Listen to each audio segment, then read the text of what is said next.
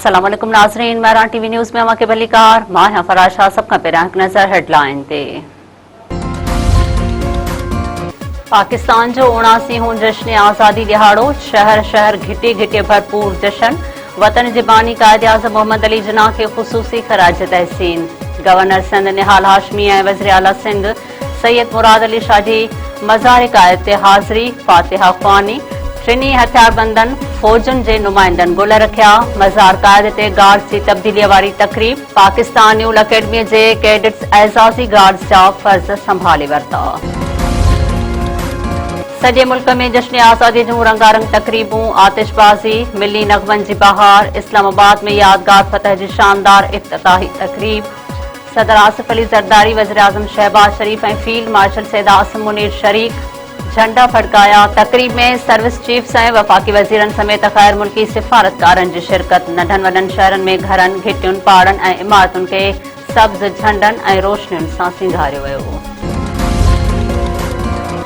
वज़ीर आज़म शहबाज शरीफ चयो आहे त भारत हिक तरफ़ो सिंध तास मुआहिदो मुअत्तिल कयो।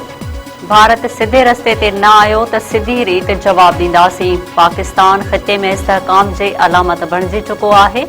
इस्लामाबाद में यादगार फतह जे इफ्तिताही तकरीब खे ख़िताब कंदे वज़ीर आज़म चयो आहे त हक़ जे मौक़े में दुश्मन खे इबरतनाक शिकस्त ॾिनी।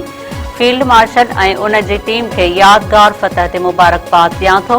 यादगार फतह पाकिस्तानी फ़ौज जी बरतरीअ जी अलामत आहे।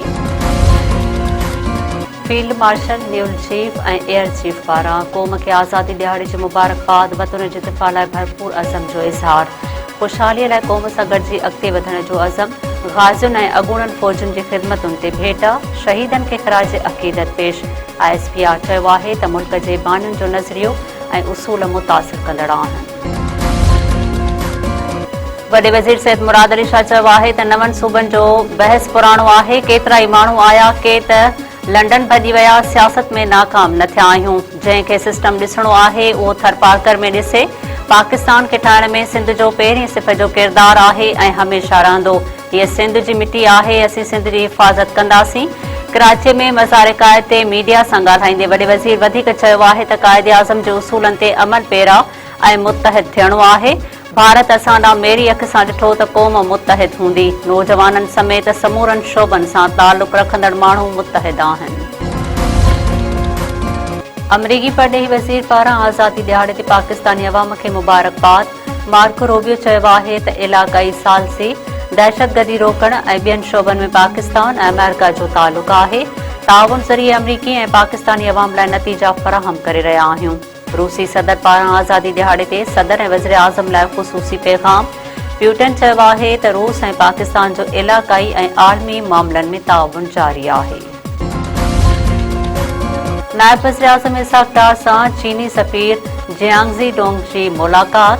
इलाक़ाई सूरतहाल ऐं गॾियल दिलचस्पीअ जे मामलनि ते ख़यालनि जी ॾे वठि। इसाक डार पारां ब्रॉडबैक हादसे में चीनी जबल चाढ़ूअ जी फ़ौत थियण ते ताज़ियत जो इज़हार। मर्द चीन पहुचाइण लाइ मुकमल सहूलत फ़राहम करण जी ख़ातिरी।